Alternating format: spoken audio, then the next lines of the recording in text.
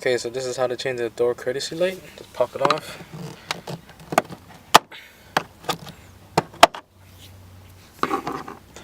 So I'm gonna swap out the lens too, but then I need to buy it first, so I'm just gonna take off the red cover and just leave it as is right now.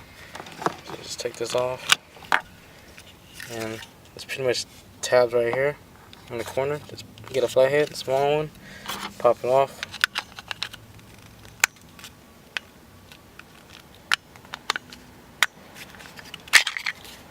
Phone, and the bulb is gonna be right there. So I'm putting white LEDs.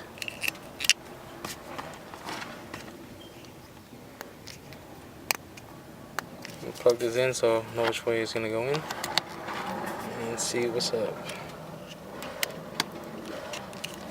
Plug it in. So I'm gonna leave it as is, just like this, without the cover, until I get a new one.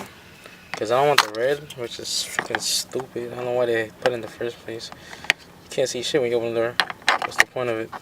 So I'm gonna leave it like that. Then when I get a cover, I'm gonna get either a new one, new whole housing, or just try to find a clear cover and just do it that way. But as of right now, I'm just gonna leave it as is.